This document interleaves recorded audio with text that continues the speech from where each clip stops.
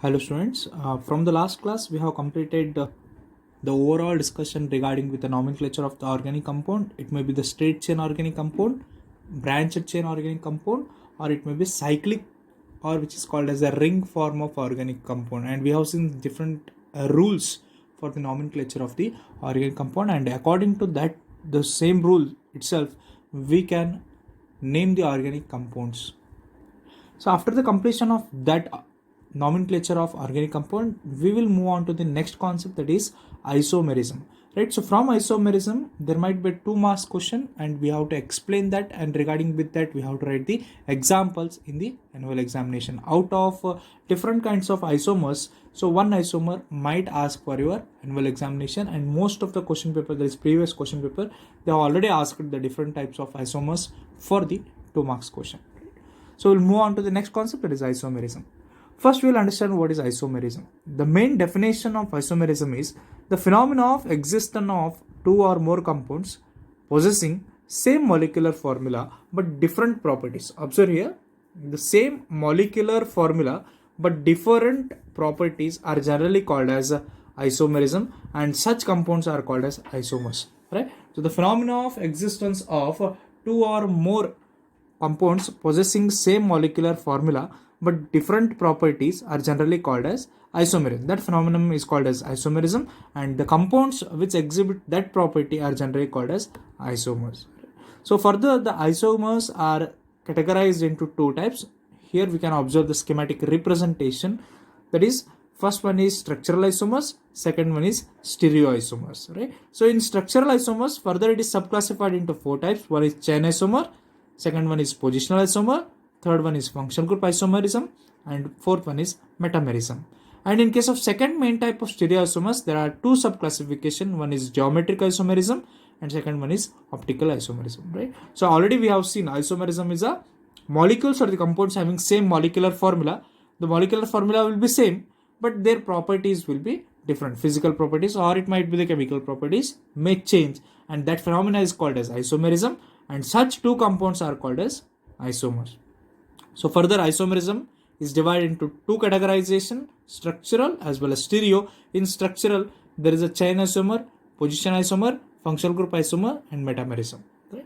And in stereoisomer, there are 2 types. One is geometrical isomerism and optical isomerism. Further, we will see the definition of all these and regarding with the examples which are related to the different kinds of isomerism.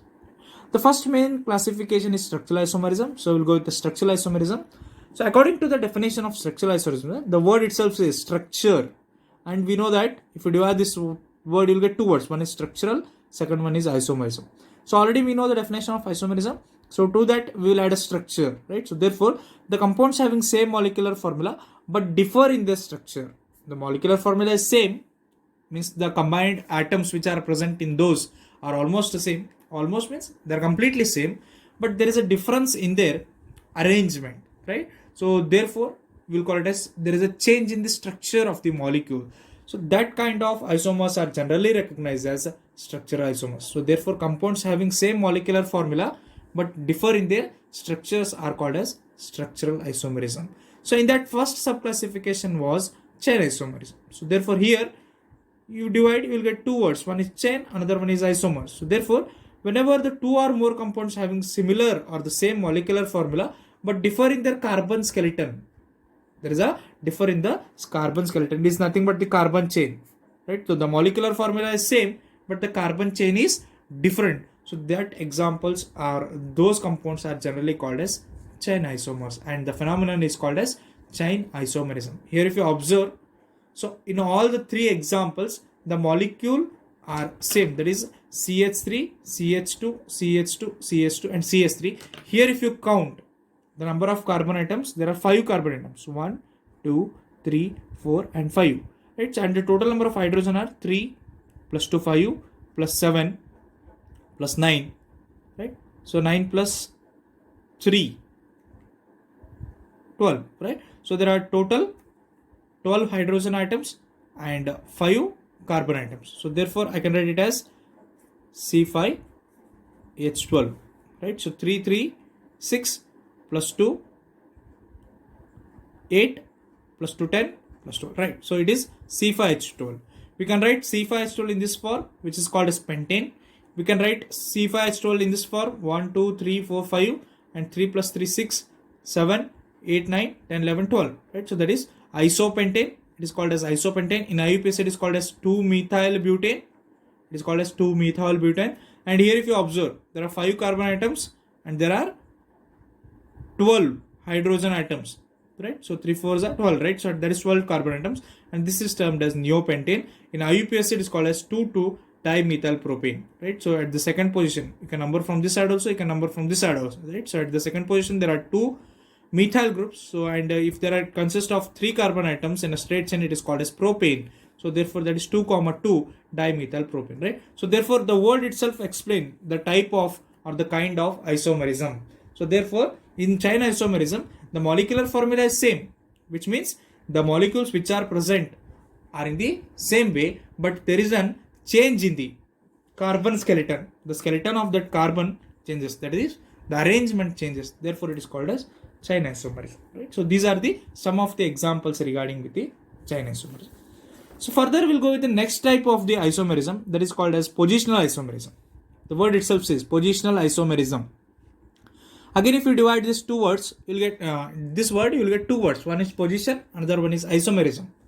When two or more compounds differ in the position of the substituent atom, whatever the substitution which is attached to that, so if there is a change or there is a difference in the position of the substituent, and that is called as a positional isomerism. That is generally called as positional isomerism. Example, if you take C3H8O, if you take the molecular formula of the compound, that is C3H8O, you can write in the two form, this CH3, CH2, CH2OH. So here the OH is attached to the first carbon atom. Observe carefully, the OH is attached to the first carbon atom.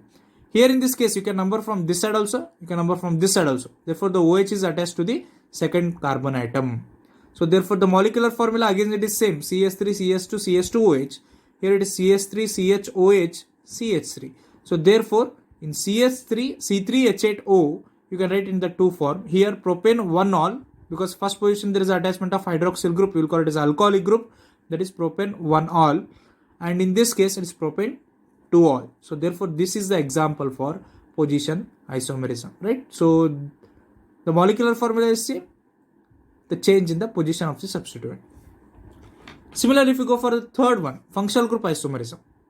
So here the molecular formula is same, but there is a difference in the functional group. The word itself says the molecular formula is same, but there is a difference in the functional group. Right? So two or more compounds having same molecular formula but differ in the functional group are called as functional group isomers. Again, if you take the example of C3H6O, you can write in the form of propanone, or you can take in the form of propanol. If you observe here, in case of propanone, what happens? So here there is an attachment of carbonyl group and this act as a ketonic group. This is RCOR in the form of RCOR. Here you can call it as propanone because it is ends with a ketone. So therefore we will leave it as one. And here this group, this functional group act as an aldehyde group. Right? So this functional group act as a aldehyde group. So therefore it is called as propanol. That is aldehyde group, that is called as propanol. So therefore propanone and propanol having the same molecular formula, but the functional group is different. Here it is the, right? So it is the ketonic functional group and here it is the aldehydic functional group. And fourth one, metamerism.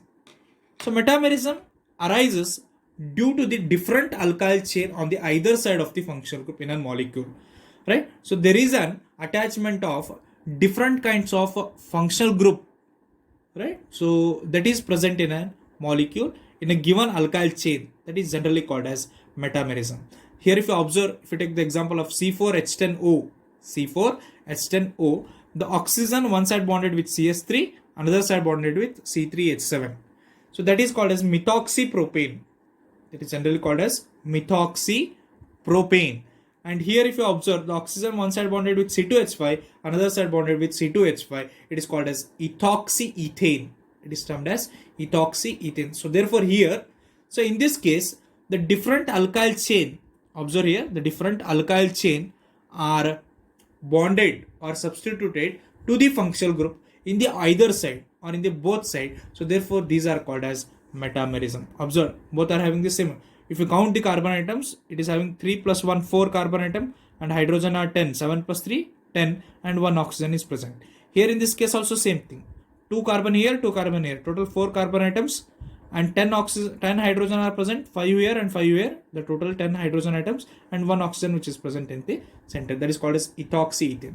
Observe here, both are having same molecular formula but differ in their the substituent of the alkyl group to the functional group. So therefore these are called as metamerism. So next type is called as stereoisomerism. There is a second main type. In the first type we have seen 4 different types. One is chain isomerism, second one is positional isomerism, third one is functional group isomerism, and the fourth one is metamerism.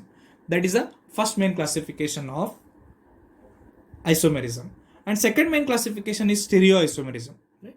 So there is no much information regarding with the stereoisomerism for your syllabus, but we'll go with the definition of stereoisomerism itself. Right? The compounds having the same constituents and sequence of covalent bond but differ in their relative position. There is just change in an relative position of the atom or a group in a given space. So therefore it is called as stereoisomerism. Again, the constituents are same, right? And the covalent bonds are also same but differ in their position, relative position, and those type of molecules are generally called as stereoisomers, and the phenomenon is called as stereoisomerism. And there are 2 different subclassifications of stereoisomerism. First one is called as geometrical isomerism, second one is called as optical isomerism. Right? So just understand, geometrical isomerism means molecular formula is same, difference in their geometry. In case of optical isomerism, molecular formula is same, there is just difference in the or change in the optical activity.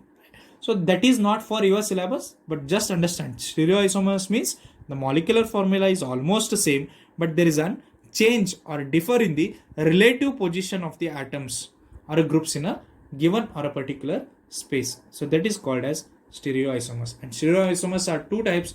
One is geometrical isomers and second one is optical isomers. So after the completion of the isomers, we'll go with one of the important concept. So that is fundamental concepts in organic reaction mechanism. Right? So the first main thing here, the fundamental concept in organic reaction means to understand the organic reaction, any kind of organic reactions, first you must know the mechanism of the reaction. What is the mechanism of the reaction? Right? So mechanism means the stepwise representation of the chemical reaction is called as the mechanism of the reaction. Right? So the stepwise or the overall, right? So the steps which are involved in the complete reaction are generally called as mechanism of the reaction. If you take any reaction, so that will have the reactant will convert into product. Right? So in case of any of the reaction, it may be organic reaction or any kind of inorganic reaction, we know that. So in general reaction, the reactant molecule will always convert into product molecules. The reactant molecules will always convert into product molecules. And here the reactant molecules in case of organic chemistry, we will take it as organic molecules. That is organic molecules. Right? So the another name for organic molecule is called as a substrate. Right? So it is generally called as substrate, and substrate when in the presence of attacking reagent. So there is another molecule which is called as attacking reagent. So in attacking reagent, it will convert into intermediate. It generally convert into intermediate. Further, this intermediate will convert into product. Further, the intermediate will convert into product, or it has a chance of converting into byproduct. Right? So it may convert into product or it may convert into byproduct. So therefore so you can observe there are 2 steps. The reactant or the organic molecule which is called as substrate can initially convert into intermediate. Further, this intermediate can convert into product as well as it can convert into byproduct. The same representation I have written here. So observe here carefully. In this case, so I have written, so the organic molecule which acts as a substrate or which is also called as substrate. So in case of attacking reagent or in the influence of attacking reagent, it is converted into intermediate. Further, this intermediate convert into product. Or there might be an formation of another molecule which is also called as byproduct, or you can also call it as a side product, right? So byproducts is also called as a side products, right? So it is called as side product, right? So that we have seen here. The same thing I have written here. So in case of understanding any kind of reaction, it may be organic or inorganic. So the first thing we have to observe is the organic molecule or the substrate, whenever it reacts with the attacking reagent, it will convert into intermediate. After the conversion of intermediate, it can convert into product. Along with that, it can convert into byproduct. The same representation I have written here. So that is this stepwise representation of the reaction, or it is also known as a mechanism of the reaction. So further, if you go to fusion of covalent bond, the word itself says fission means breaking, or you can call it as cleavage, right? So if you divide that into equal parts, you will call it as fission, right? So here in this case, the covalent bond is cleaved by, right? So the covalent bond is cleaved by two ways. One is heterocyclic cleavage. Second one is called as homolytic cleavage, right? So first one is called as heterolytic, and second one is called as homolytic, right? So in case of heterocyclic cleavage, what happens? The bond breaks in such a way that the shared pair of electrons remains with one of the fragment. It remains with one of the fragment. Here if you observe CH3 and Br, so the bond breaks in such a way that the electron will come to the Br molecule or Br atom. So therefore Br will get a negative charge and CH3 will get a positive charge. So therefore the species having the carbon atom which is possessing the positive charge is called as carbocation.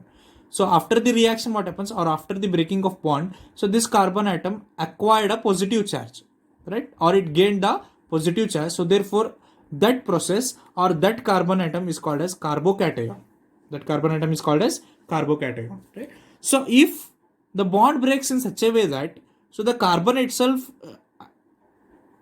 absorb or can retain the electrons, then there will be a negative charge on the carbon atom and positive charge on the another group or the another substituent, right? So therefore the species having the carbon atom possessing the negative charge over it, and it is called as carbanion. Observe carefully, if the carbon atom acquires a positive charge, it is called as carbocation. If the carbon atom acquires a negative charge, it is called as carbanion. It's generally called as carbanion, right? So I will explain here. So for example, so in case of the fission of the covalent bond, right? So that is fission of the covalent bond. Fission means, so that is a breaking, or you can call it as a cleavage, right? So we'll call it as cleavage also, right? So in case of a cleavage of bond, right? So for example, if there are two atoms A and B, right? So in this, what happens? The cleavage, whenever this bond breaks, right? So the bond between A and B breaks, right? So then what happens? So this B can acquire the electrons, right? So there are two electrons, both the electrons are acquired by B. So therefore B will convert into negative charge and A will convert into positive charge. It will convert into A plus B minus. This is type 1, right? So in type 2, what happens? So in type 2, so again if you take the same molecule, A and B are bonded here, right? So after the cleavage, what happens? The electrons are moved towards A, or if A acquires the electrons, then what happens? A will get the negative charge and B will get the positive charge, right? So this is the important type of fission during the reaction. During the reaction, the bond must break. So therefore it breaks in such a way that, so in first case, the electrons are taken by B and B will get the negative charge, A will get the positive charge. Similarly, in second case, the electrons are taken by A due to the breaking. So therefore B will get the positive charge and A will get the negative charge, right? So the same thing we have written here. So in case of type 1, we'll write example for type 1, that is a CH3 is bonded with Br, right? So here what happens? CH3 is bonded with Br. In this case, what happens? Whenever the bond breaks, so this both electron will go with bromine. So therefore there will be a partial positive charge, right? So that is there is a formation of the positive charge, or the carbon acquires the positive charge plus Br acquires the negative charge, right? So this carbon acquires positive charge is called as carbocation. It is generally called as carbocation, right? So if you take the example of type 2, right? So if you take the example of type 2, the same thing, that is CS3 and bonded with any kind of atom, that is Z.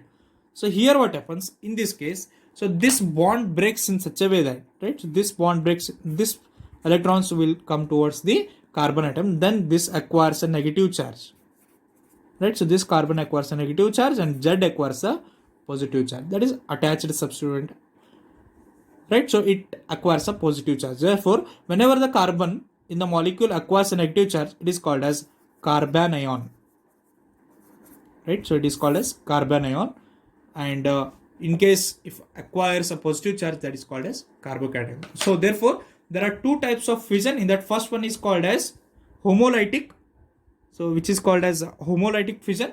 So in that, that is heterolytic fission. So in this heterolytic fission, so there are two types. In type 1, so the carbon may acquire a positive charge. The carbon may acquire a positive charge, that is called as carbocation, or the carbon may acquire a negative charge, that is called as carbanion. The same thing I have written here. If you observe these two examples, so that is called as, so one is the formation of carbocation and second one is called as the formation of carbanion. Okay, there is a first type of cleavage which is called as heterolytic cleavage, and second one is homolytic cleavage, right? So hetero means different, homo means same. So in case of homolytic cleavage, what happens? The bond breaks in such a way that one of the electron shared paired in the covalent bond goes with each of the bonded atoms, right? So the electrons are transferred to the each of the bonded atoms. So therefore, the transfer of only one electron is represented by half-headed arrow. Observe this one. This is very important. It is represented as half-headed arrow. If it is completely headed arrow, if you observe here we have shown with a complete headed arrow. So that represents the complete transfer of electron to the only one atom. So here in case of fish hook, this representation is called as fish hook because it is only half-headed arrow. It is called as half-headed arrow. So this half-headed arrow represents, so there is an equal transfer of electron to the both the atoms after the breaking of the bond, right? So we'll see that one, right? So if you observe here, so in this case, observe carefully. So the Rx, there is a bond between the R and X, the alkyl groups and the halogen. So this bond breaks in such a way that in presence of heat or light, so R also will acquire one electron because the bond is formed by the one electron from R and one electron from X. So therefore here, so it breaks in such a way that, so R also will get one electron and X also will get one electron. So that kind of breaking or splitting is called as homolytic fission. But in heterolytic fission, what happens? Both the electron will completely go towards any of the atom. It may go towards B or it might go towards A. So therefore, whenever there is a complete transfer of both the electron, there will be a formation of positive charge on A and negative charge on B, or it may be negative charge on A and positive charge on B. But in this case, what happens? Since there is an equal breaking of or equal sharing of electrons, so after the breaking, this is called as a homolytic fission. So that is R also will get one electron. There is alkyl free radical and halogen atom also get one electron. So that is reaction in presence of heat or reaction in presence of light. So therefore, it is called as a homolytic. Homo means same kind of fission can be observed, right? So therefore, the stability of the alkyl radical, right? So which alkyl radical is more stable? So that is in the order of methyl free radical is very less stable because it is only bonded with the hydrogen atom.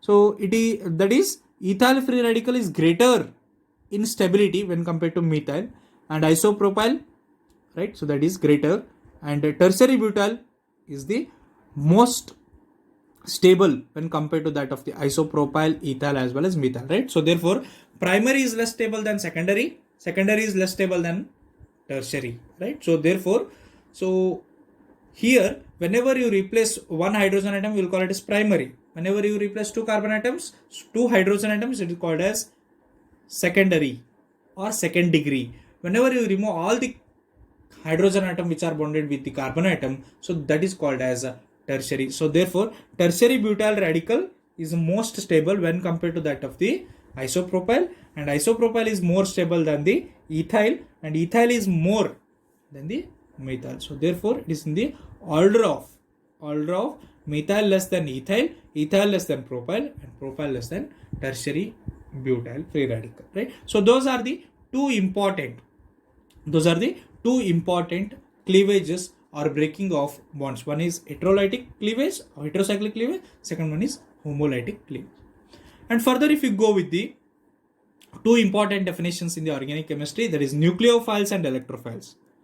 Nucleophiles and electrophiles, right? So nucleophile means the reagent that brings an electron pair is generally called as nucleophile, and it is represented as Nu along with two electrons, right? So these two dots represents the presence of electrons over that atom, right? So Nu represents the nucleophile which is having the two electrons, and the reaction is called as nucleophilic reaction. And due to the extraction of the electron, so that reaction is called as nucleophilic reaction. Second one is the reagent that takes away the electron pair is called as electrophile, right? So that which gives the electron is generally called as electrophile, and it is represented as E plus, and this type of reaction is called as, right, so electrophilic reaction, right? So observe here, I will write here. So there are two types of reaction. One is called as nucleophilic,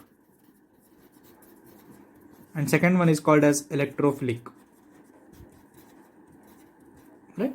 So if I take atom A, right, so generally if I take atom A, if it acquires electron from any of the molecule, if it extract or if it take towards itself, then what happens? Whenever it take towards itself, it will become A which is having two electrons, right? So for example, say X and Y are already bonded. So if it acquires the electron from this, so then it can absorb or it can extract two electrons, and this is in the form of Nu, and this is called as nucleophile, and this type of reaction is called as nucleophilic reaction. This is called as nucleophilic reaction. And in case of electrophile, what happens? If X and Y are already bonded, the A itself is gives the electrons to the X and Y. So whenever it donates, right, so here it is donating, here it is extracting, right? So whenever it extract, it will convert into negatively charged, so that is called as nucleophile. And whenever it donates, it loses the electron, it will convert into A plus, so it is in the form of E plus, so that is called as electrophile, right? So and this reaction is called as electrophilic reaction, right? So there are two terms. So one is called as nucleophilic and second one is called as electrophilic, right? So therefore the reagent that brings the electron, which means which extract the electron from the molecule, is generally called as nucleophile, and the reaction is called as nucleophilic. It is represented as Nu with two electrons. And the reagent that takes away the electron, which exactly takes all the electrons, which means away from it, which can has the ability to donate the electrons, that is generally called as electrophile. It is represented as E plus, and the reaction is called as electrophilic, right? So if you observe the electron movement in the organic reaction, there are generally three types of movement. In the first one is, so there are two bonds, so this double bond can shift here. Observe here. So there are two bonds, one is sigma bond, another one is pi bond. The pi bond can jump from this molecule and come this side, right side, and therefore the product obtained is single bond for the double bond. Therefore from pi bond to the adjacent bond position, right? So the double bond is shifting from pi bond, initially whatever it is having, so it will jump from its own position to the adjacent bond position. That is first type of electron movement. Second type is the pi electron can move over the atom, over the adjacent atom. Therefore then what happens? So there will be a formation of electron over this, and therefore both will becomes the single bond, right? So because this pi electron consists of two electrons, these two electrons given to the atom, so therefore second type is from pi bond to adjacent atom. That is the second type of movement of electron. Third type is from atom to the adjacent bond position. It may be left or right. So therefore Y is having the two electrons, it can jump to the left or it can jump to the right. If it jump to the right, double bond will be present in the right side. If it jump to the left side, so double bond will be present in the left side. So therefore there are overall three types of movement of bond, that is the double bond can shift to the adjacent position on the right side, or the double bond will move in such a way that the pi electrons are transferred to the atom, or the electrons which are present over the atom can jump to the adjacent bond in the right side or in the left side. So these are the three important electron movements in the organic reaction. So today we have seen the mechanism of the reaction and two types of cleavage, homolytic cleavage and heterolytic cleavage, and further we have seen the definitions of nucleophile and electrophile.